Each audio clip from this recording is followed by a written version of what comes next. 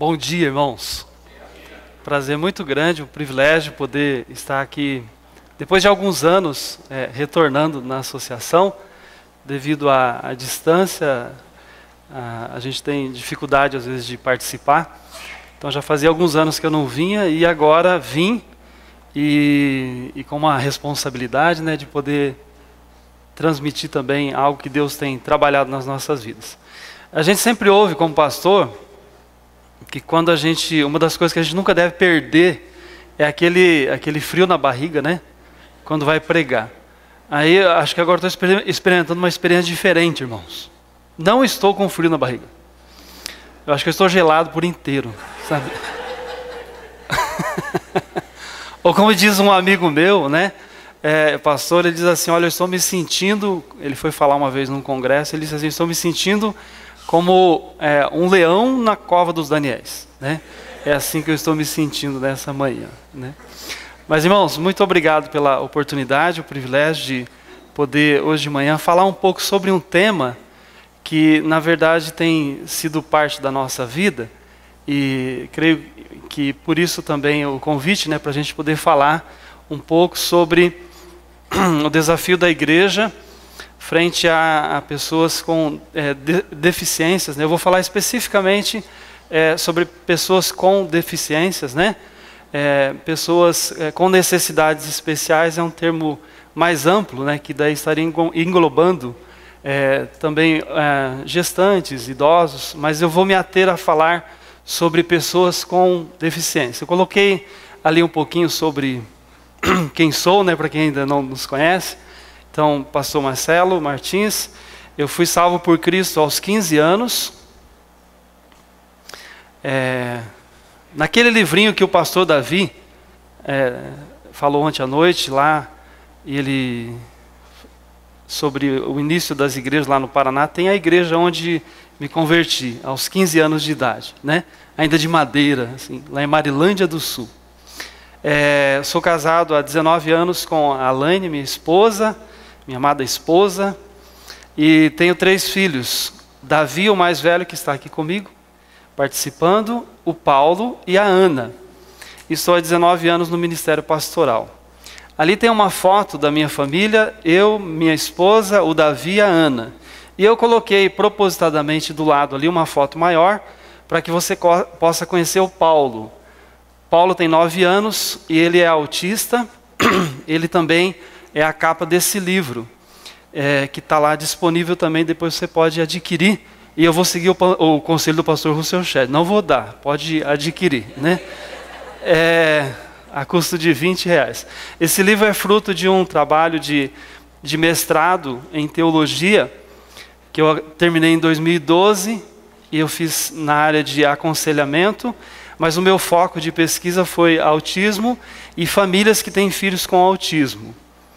E nesse mesmo projeto a gente prossegue agora no doutorado, pesquisando. E quando entrei para poder estudar e me preparar, na verdade eu tinha 2 objetivos. Um era eu estava buscando ajuda com relação a mim e minha família, diante da situação, para conhecer mais sobre autismo, e também buscando ajuda em termos de aconselhamento, né? Então eu fiz um projeto e Deus abençoou e a gente fez o mestrado.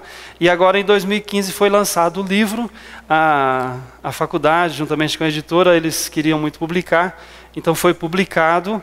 A gente fez uma tiragem de 500 cópias e a gente deve ter em torno de 50 cópias ainda. E Deus tem abençoado e usado isso também na vida de algumas famílias. Mas eu quero avançar porque eu coloquei bastante coisa aqui. Eu sei que daqui a pouco vai levantar uma placa ali. Então eu vou falar aquilo que Deus tem colocado na minha vida, no meu coração, para falar para os irmãos. E depois os irmãos também a gente pode conversar mais ou tirar alguma dúvida sobre essa questão. Então o meu tema hoje de manhã é a igreja perante ou frente ao desafio de acolher pessoas com deficiências e famílias com filhos com deficiência. Quero ler 2 textos bíblicos com os irmãos. O primeiro está lá em Êxodo, capítulo 4, versículos 10 e 11.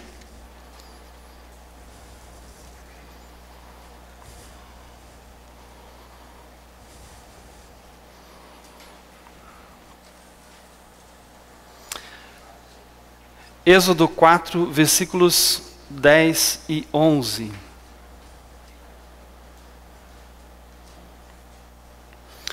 Diz assim a palavra do Senhor: Então disse Moisés ao Senhor: Ah, Senhor, eu nunca fui eloquente, nem outrora, nem depois que falaste a teu servo, pois sou pesado de boca e pesado de língua. Respondeu-lhe o Senhor: Quem fez a boca do homem? Ou quem faz o mudo, ou o surdo, ou o que vê, ou o cego? Não sou eu, o Senhor? O segundo texto que eu quero ler com os irmãos, João capítulo 9, Novo Testamento então, João capítulo 9, versos de 1 ao 3.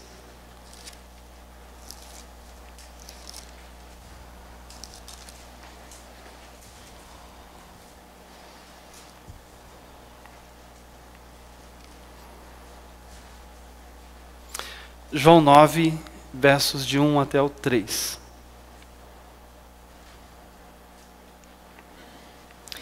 Caminhando Jesus viu um homem cego de nascença. E os seus discípulos lhe perguntaram: Mestre, quem pecou, este ou seus pais, para que nascesse cego? Respondeu-lhe Jesus: Nem ele pecou, nem seus pais, mas foi para que se manifestem nele as obras de Deus. Irmãos, eu vou usar aqui, eu coloquei ali, eu vou usar várias citações, e aí na verdade está só o nome do autor, mas se depois você tiver interesse e quiser, eu posso passar, tudo isso aqui a gente pode fornecer para os irmãos, e até mesmo todas as fontes aí que eu estou usando para falar sobre esse assunto. E eu quero iniciar dizendo o seguinte: ninguém é perfeito ou sem deficiência. Todos apresentam limitações, imperfeições e deficiências. E cada qual em sua realidade poderá ver Deus agindo de forma ainda mais grandiosa, justamente em suas fraquezas. A deficiência física, mental ou sensorial, que afeta um dos 5 sentidos, pode vir a dificultar ainda mais a vida, mas de forma alguma revela a ausência de Deus. Qual que é a realidade que nós temos ao nosso redor? Quando nós começamos a pensar em pessoas com deficiência, uma das primeiras coisas que talvez a gente precisa compreender é qual é a realidade que a gente tem. Como que é esse quadro hoje, por exemplo, no Brasil, em termos de pessoas com deficiência. Vou aqui passar para os irmãos algo resumido, mas que dá para a gente ter uma ideia do quadro que a gente tem hoje no Brasil. E isso, de uma certa maneira, também vai ser representativo na sua igreja. Antes da realidade, as estatísticas, eu coloquei aqui uma definição do que é uma pessoa com deficiência. Pessoas com deficiências são aquelas que têm impedimentos de longo prazo de natureza física, mental, intelectual ou sensorial, os quais, em interação com diversas barreiras, podem obstruir sua participação plena e efetiva na sociedade, em igualdade de condições com as demais pessoas. Qual é a realidade então? Censo do IBGE de 2010. Esse censo aqui, eles fizeram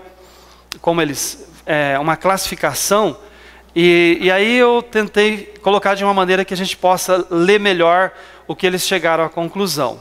A conclusão é a seguinte: nós temos no Brasil, 2010, não conseguem de modo algum grave, ou seja, pessoas com deficiência grave. Nós temos em torno de 4.300.000 pessoas. Ou seja, isso equivale a 2,2% da população do Brasil. Esses são os casos considerados graves, em que as pessoas têm grande dificuldade.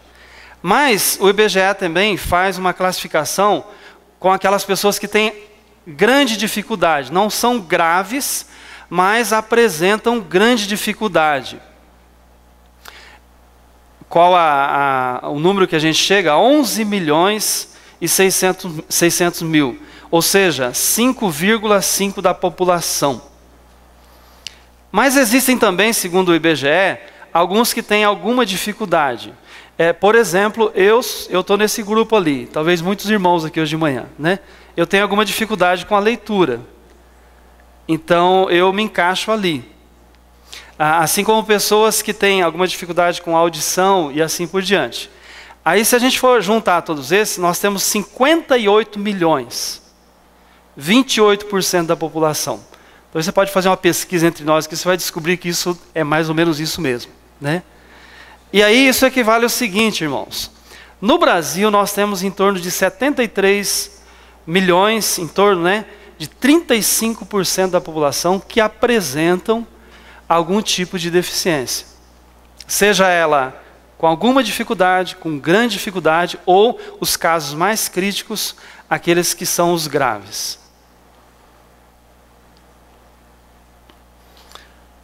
Agora, qual que é o real problema? E é o meu foco que eu quero passar e abordar com os irmãos, né? A deficiência em si não é o problema maior. É um impedimento com o qual muitos de nós hoje de manhã também estamos lidando com ele. É um impedimento com o qual aprendem a lidar e conviver. Mas qual é o real problema? Os efeitos secundários que sua deficiência lhes impõe. Isto é, a leitura social que é feita da deficiência como limitação e incapacidade é que é o problema. O grande problema em si não é tanto a deficiência, mas a leitura e como as pessoas enxergam. E eu quero trabalhar um pouco isso com os irmãos hoje de manhã. Essa citação é de eu coloquei ali, né, uma pessoa que tem uma deficiência física. O maior problema que se percebe com relação à deficiência não é a deficiência em si. O problema maior está no olhar da sociedade para com a deficiência. Ninguém é totalmente deficiente ou totalmente eficiente. Fato é, e eu quero depois na segunda, quando eu pregar, eu vou trabalhar essa questão, irmãos. Na verdade, não existe ninguém totalmente deficiente e ninguém totalmente eficiente. Todos nós temos as nossas deficiências. Esse é o fato, né?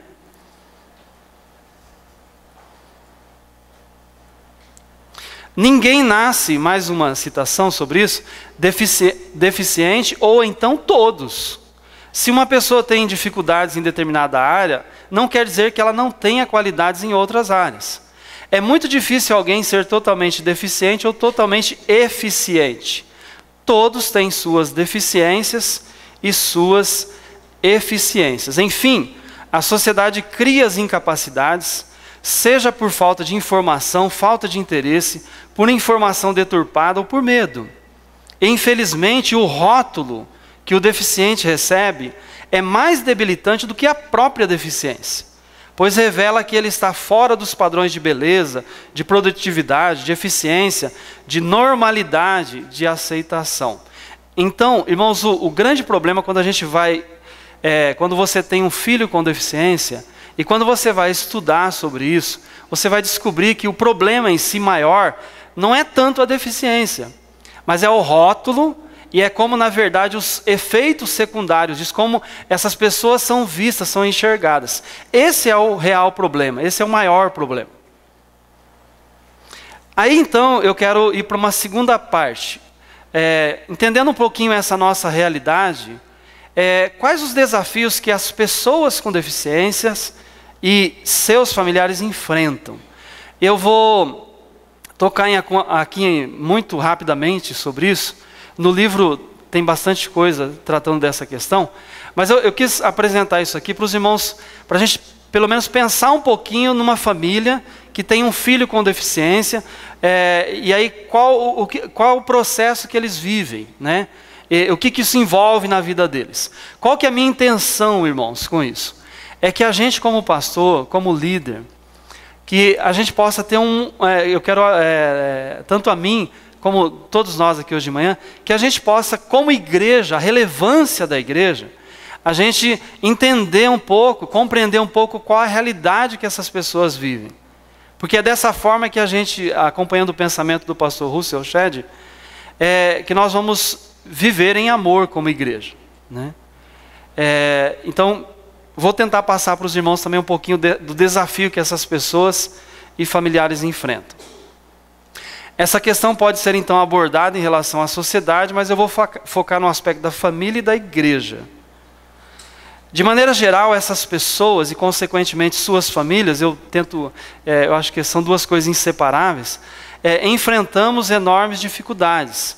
Vamos destacar algumas delas. Primeiro delas, quando uma família tem um filho com deficiência, e eu estou falando isso de ter vivido isso, de viver isso. Então, uma das grandes dificuldades que acontece com a família, ela passa por um processo de crise, que é um processo de aceitação. E eu chamo isso de um desafio para a família, um momento de crise. Por que momento de crise? Quando a família tem um filho com uma deficiência, em especial aquelas, pensando naquele número que afeta muito, né, grave, que afeta em especial aquelas que acarretam um cuidado para toda a vida, causam nos pais uma sensação, irmãos, de luto. Essas pessoas as famílias vivem uma crise, e é como se fosse um luto. Por quê? Porque na verdade todo pai, você que é pai, né, mãe, quando vem o filho, a expectativa do filho, a chegada do filho, gera toda uma expectativa e você constrói vários sonhos. De repente, quando chega um filho, e todos os filhos, eu tenho 3, né? Mas todos eles você ama da mesma forma. De repente você tem um filho com uma deficiência, e especialmente aquelas deficiências mais graves, você sabe que aquele quadro vai perdurar. Na verdade, eu não tenho tempo para trabalhar isso aqui, mas a família precisa de muita ajuda nessa hora, porque ela está vivendo como se fosse um luto. Ainda que ela não expresse isso, né? Mas ela está vivendo por quê? Porque aquele filho que ela idealizou, esperou, na verdade ela vai ter que reconstruir tudo isso. É como se que aquele filho tivesse morrido. Eu sei que é muito forte isso, né? Mas eu vou mostrar para os irmãos que isso é verdadeiro. E quem tem filhos assim sabe que é verdadeiro. Então, é como se fosse um luto. Por quê? Porque agora, e a família vai precisar passar por isso, porque senão ela vai entrar num processo de depressão e não vai ajudar em nada o filho. Ela precisa passar, vencer isso e ir adiante, senão ela vai ficar presa àquilo ali, isso pode gerar mais problemas ainda para a família. Em muitos casos, os pais entram em depressão, se sentem envergonhados, escondem o filho, e infelizmente alguns chegam ao ponto de tirar a vida do filho. Agora você acha isso muito duro? Então deixa eu dar alguns exemplos para você. Exemplo de Pierre Book. A sua filha nascera com um grau de retardamento mental irreparável. Suas palavras descrevem os sentimentos iniciais, logo após tomar conhecimento do fato. São palavras fortes, impactantes, mas extremamente verdadeiras para quem vive situação semelhante. Note o que essa pessoa que teve um filho, uma filha, com retardamento mental, ela vai dizer o que ela pensava, o que ela pensa. Aprender a suportar o sofrimento inevitável não é fácil.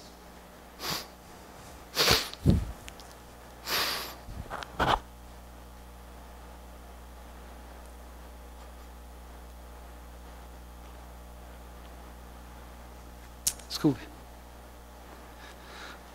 Já li tantas vezes, né? Isso aqui eu choro toda vez.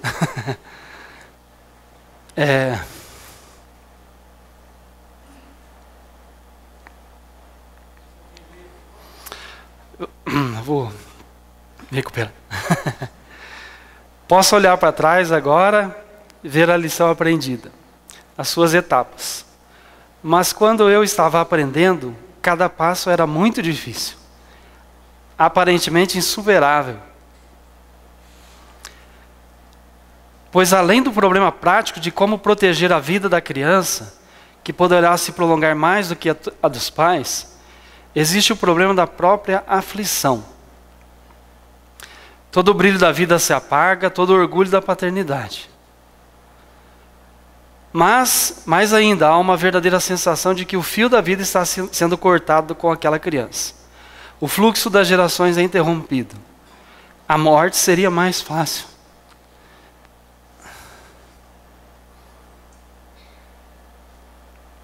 De se suportar, pois ela é definitiva, tudo deixa de existir. Quantas vezes gritei em meu íntimo que seria melhor se minha filha morresse? Se isto choca você, que nunca passou por essa situação? Não chocará aqueles que já passaram. Eu teria dado as boas-vindas à morte de minha filha, e até hoje o faria, pois então ela estaria finalmente a salvo. Muito duro, né, irmãos? Mas deixe-me prosseguir. Apesar de impactante, muito duro, mas eu acho que é importante a gente falar disso. Tem uma foto aí embaixo, a gente pensa assim, essa pessoa, ela expôs na verdade o que ela passou.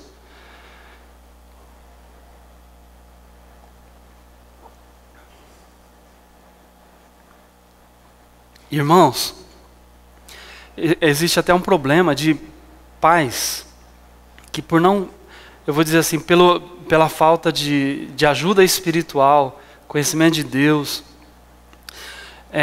de igreja, vamos dizer assim, né? Que tiram a vida dos seus filhos.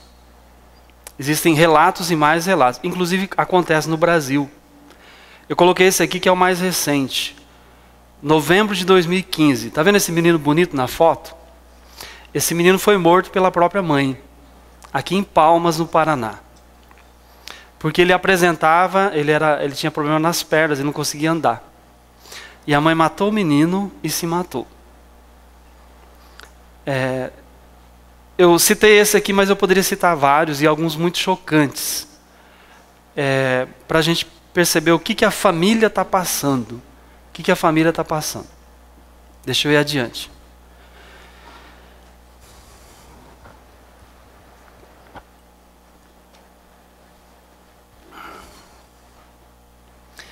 Culpa, quem pecou? E aí eu acho que a gente entra na questão da relevância da igreja. Quem pecou? A pergunta feita ao Senhor Jesus pelos discípulos, ela ainda é muito presente, irmãos. E aí você que tem famílias que têm filhos com deficiência na sua igreja, procure ajudar nesse sentido. Por quê? Às vezes as pessoas, elas ainda ficam com isso em mente. Quem pecou? Foi ela ou foram seus pais? É pecado? Maldição? Punição? Agora pensa uma família que já está passando por uma crise profunda, tentando entender e vencer, e ajuda naquela realidade, e de repente daí ela vai para a igreja, e ainda ela tem que absorver ainda que alguém pecou. Foi ela que pecou? Foram os pais? Há pecado, não tem jeito. Eu quero depois, na minha segunda parte, eu vou falar sobre o papel da igreja, eu vou trabalhar sobre essa questão, né? A pergunta dos discípulos de Jesus em João 9 é muito atual. Mestre, quem pecou, este ou seus pais, para que nascesse cego? A teologia da retribuição ainda está muito presente e viva, seja nos contextos religiosos ou fora deles. Se foi pecado, aí fazendo uma análise do texto, se foi pecado do próprio cego, então ele só pode ter pecado no ventre da mãe, olha só.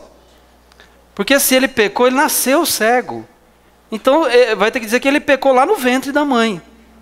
Os judeus não aderiam à ideia de reencarnação. Ou então, é maldição hereditária. Foram os pais. Uma punição, né? Charles Swindoll afirma que a mentalidade hebraica interpretava a existência de defeitos físicos como castigo divino. Procuravam as famílias ocultar os portadores de deficiência, porque viam-nos como uma maldição dos céus. A igreja, em tempos anteriores, interpretou teologicamente a deficiência como, olha só, punição de pecados cometidos pela pessoa com deficiência ou por membros de sua família em gerações anteriores. A deficiência tem sido entendida também como um sinal de falta de fé, que impede que Deus opere o milagre da cura. Ou a deficiência tem sido considerada uma manifestação demoníaca, sendo necessário um exorcismo para superar a deficiência. Tais interpretações têm levado na igreja à opressão das pessoas com deficiência. E nesse sentido, a atitude da igreja refletiu a atitude da sociedade como um todo. As estruturas de opressão na sociedade e na igreja se reforçaram mutuamente. Vou avançar. A culpa e a vergonha de ter alguma pessoa com deficiência na família é muito frequente. Percebe-se que as pessoas têm bastante presente a ideia de que a situação é fruto do pecado de alguém ou de castigo de Deus. Agora, irmãos, é necessário a gente refletir sobre esse tema nas igrejas, afirmando que, conforme João 9, deficiência não é fruto do pecado da pessoa diretamente, nem castigo de Deus. Os problemas físicos, emocionais, espirituais, o pecado, a doença, a deficiência, as imperfeições, as fraquezas, as dores, a corrupção do corpo, a morte, etc., é consequência do pecado que adentrou a raça humana como um todo. O livro de Jó nos lembra disso. A lógica da teologia da retribuição dizia que Jó tinha pecado. Eles queriam, por todas as formas, os 4 amigos, né, que Jó confessasse o pecado. O livro de Jó, então, nos mostra que eles estavam completamente errados. Os males já mencionados são frutos de uma infinidade de fatores, os mais complexos e variados, dos quais a nossa visão limitada não vislumbra senão uma pequenina parte. No caso de Jó, a fé não evitou a doença, mas na verdade ocasionou. Neste caso, o mínimo que se pode dizer é que o justo pode sofrer de acordo com a vontade de Deus, que por sua vez pode ser glorificado em tal sofrimento, pois Jesus afirmou que sobre a enfermidade de Lázaro, olha o que Jesus diz sobre Lázaro. Ele disse assim: esta enfermidade não é para a morte, e sim para a glória de Deus, a fim de que o Filho seja glorificado por ela. Qualquer resposta que negue essa verdade não pode ser plenamente bíblica. Na grande maioria dos casos, o sofrimento é um mistério. Também não tem tempo para entrar nessa questão aqui, né? Mas na grande maioria dos casos, e eu acho que esse é até um cuidado que a gente deve ter quando lida não somente com essas questões, mas com outras questões, é entender isso, né? Segundo Valdinei Ferreira, mistério não é algo que não pode ou não possa ser compreendido. Mistério não é algo que não possa ser entendido. Tampouco mistério não é algo irracional, algo contraditório ou mesmo algo ilógico. Mistério não é algo desprovido de significado, destituído de sentido. Mistério é, na perspectiva bíblica, algo que, por ter um significado tão rico, que por ter tanto significado, não pode nunca ser esgotado pelos seres humanos. É o caso de Jó. Havia um significado tão rico ali, que claro que a teologia da retribuição dos amigos de Jó não respondia àquela questão. Porque era algo cheio de tanto significado, que eles não conseguiam, eu diria, talvez, compreender isso. De quem era a culpa da cegueira ou a deficiência daquele homem em João 9? De ninguém, disse Jesus. Aquilo acontecera como parte do sofrimento do mundo presente. E no caso daquele homem, a sua deficiência iria manifestar a glória de Deus. Jesus diz: foi para que se manifestem nele as obras de Deus. É assim que Jesus explicou. Quero abordar ainda um segundo problema.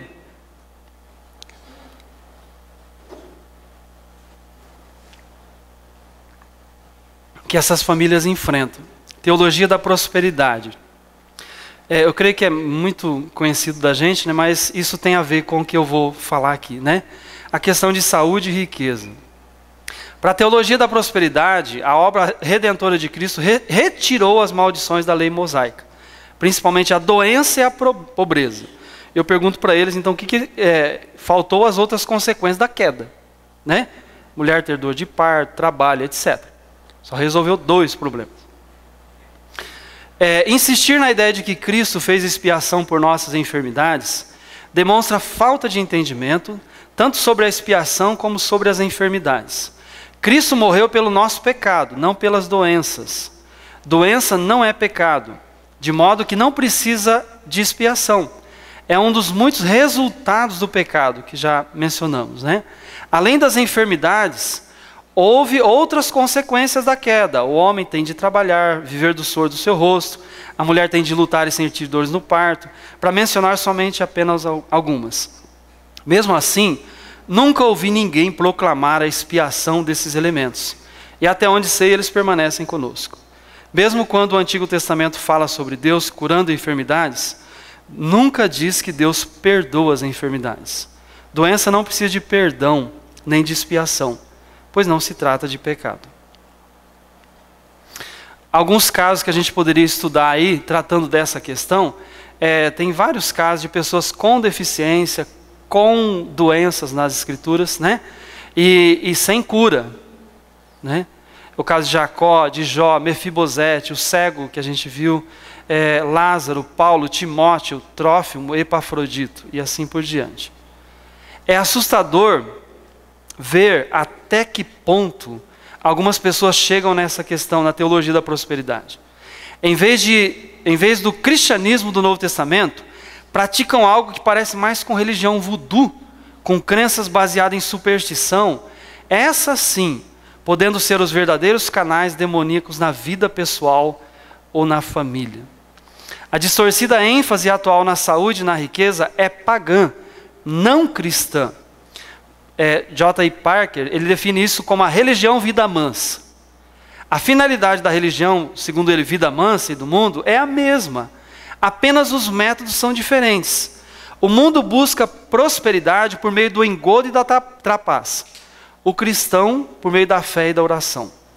A religião da prosperidade permite que o cristão se junte ao mundo em sua busca carnal de consciência limpa e em nome de Deus. Parker afirma, ou observa, colocamos o cristianismo num molde que enfatiza a felicidade acima da santidade, as bênçãos temporais acima das bênçãos eternas, saúde e riqueza como os dons mais elevados de Deus, a morte, principalmente prematura, em vez de ser encarada como livramento digno de gratidão das misérias do mundo pecaminoso, é vista como desastre supremo e um constante desafio para a fé na bondade de Deus. Charles Spurgeon disse o seguinte: aventuro-me a dizer que o maior dom que Deus pode nos dar é a saúde, excluindo-se a enfermidade. Frequentemente, a doença tem sido mais útil para os santos de Deus do que a saúde. O ponto principal é: o que é mais importante, o nosso bem-estar físico ou a glória de Deus? E as nossas respostas revelarão a profundidade do conhecimento de Deus. E aí para finalizar sobre a teologia da prosperidade, aí o John Stott é mais direto, né? Temos de ter a coragem de rejeitar o evangelho da saúde e da riqueza. É um falso evangelho, né? Ele não faz rodeios, ele vai direto na questão. Um último item que eu quero abordar sobre o desafio que as famílias enfrentam, né? As famílias e as pessoas com deficiência, o preconceito. Albert Einstein tem duas frases sobre o preconceito muito interessantes. Ele diz assim: triste época, é mais fácil desintegrar um átomo do que um preconceito. A segunda, ele diz assim: duas coisas são infinitas, o universo e a estupidez humana. Mas no que respeita ao universo, ainda não adquiri a certeza absoluta, né? Para a gente descontrair um pouco, né? Enquanto o vírus compromete o sistema imunológico do organismo humano, o preconceito compromete todo o sistema psicológico do ser humano. Dentre todas as manifestações de doenças oportunistas, a maior praga, desgraça potencialmente mais assoladora, desoladora e devastadora para o coração humano, chama-se preconceito. Excluir o sujeito, negar-lhe o direito à convivência, deixando fora das relações humanas, pior do que matar o corpo é matar a alma da pessoa. Roque afirma o seguinte: em contrapartida é necessário admitir que ela, a igreja, supervalorizou a instituição, dando mais importância aos seus programas e métodos do que ao serviço cristão como estilo de vida. Enquanto Jesus acolhia a todos, com um cuidado todo especial aos que mais sofriam, a igreja muitas vezes caminhou em direção ao contrário. Quer dizer, a igreja, ela vou falar na segunda parte sobre isso, né? O termo que a palavra de Deus usa é acolher. Hoje em dia o termo na moda é inclusão. Na verdade, acolher, a inclusão vem de acolher, né? A igreja, quando acolhe, ela está fazendo esse processo, vamos, né, usar de inclusão, né? Observe o que Jesus diz sobre isso. Olha que interessante essa passagem. Jesus disse assim, Jesus foi convidado para a casa de um fariseu, e aí a gente lembra, né, já que eles tinham um problema com essa questão, e Jesus disse assim, disse também ao que havia convidado, quando deres um jantar, uma ceia, não convides os teus amigos, nem teus irmãos, nem teus parentes, nem vizinhos ricos, para não suceder que eles, por sua vez, te convidem e sejas recompensado. Antes, ao dares um banquete, convida os pobres, os aleijados, os coxos e os cegos. E Jesus diz assim, e serás bem-aventurado, pelo fato de não terem eles com que recompensar-te. A tua recompensa, porém, tu a receberás na ressurreição dos justos. Famílias enfrentam tudo isso, irmãos, né?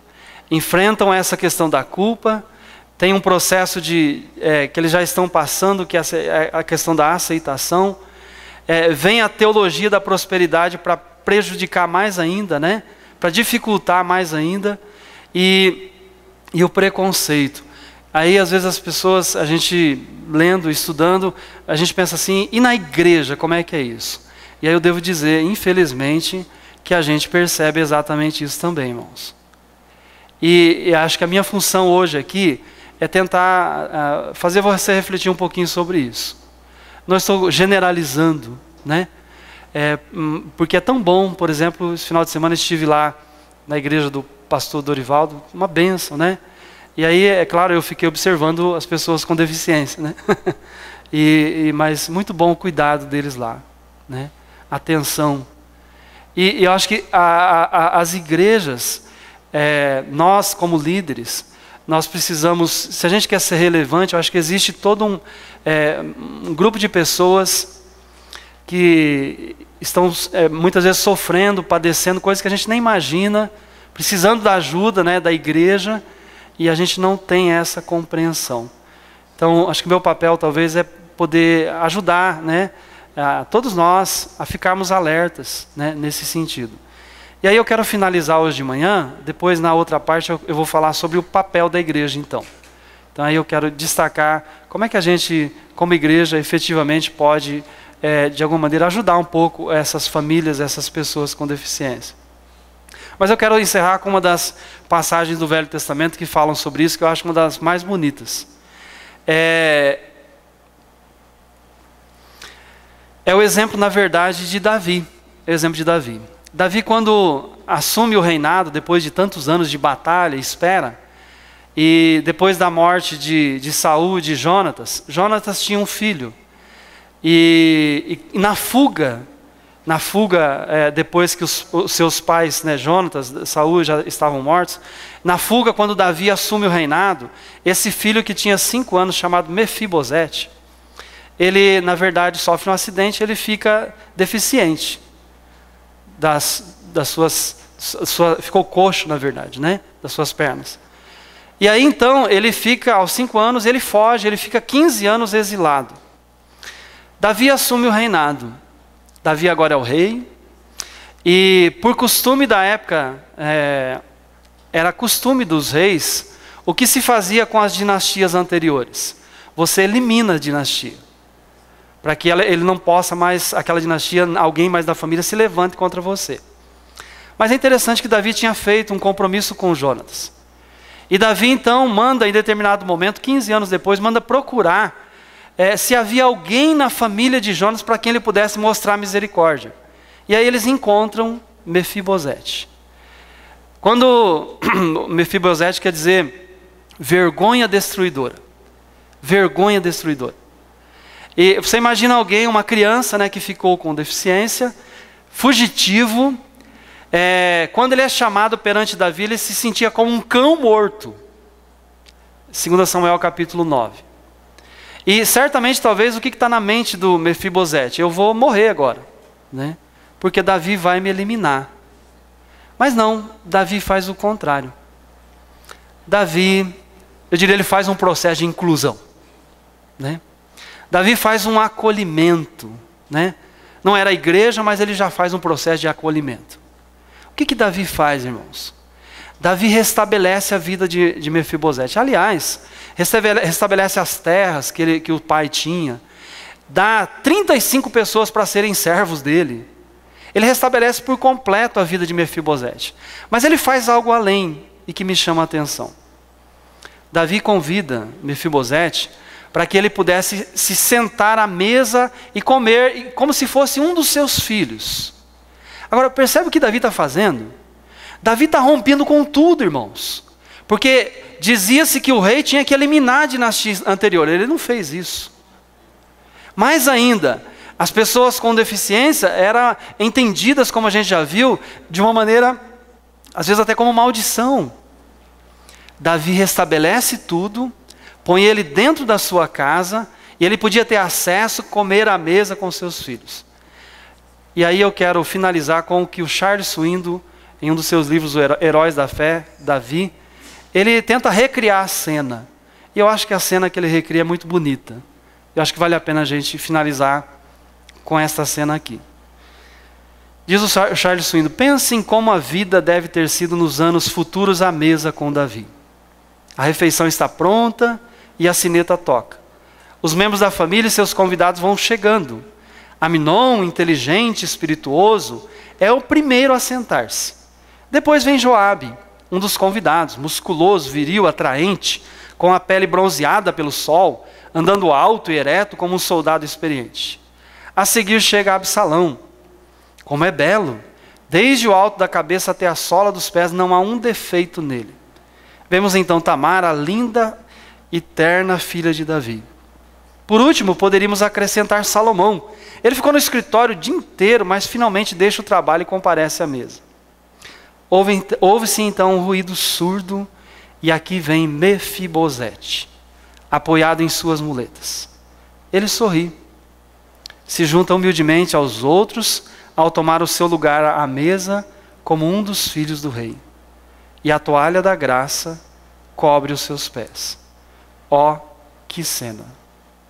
Que cena, irmãos! Velho Testamento. E alguém com uma visão tão atual, né? Tão presente, tão igreja, tão acolhedora, tão inclusiva, se você quiser pensar nesse termo, né? Davi faz isso lá. E eu concluo para nós refletirmos.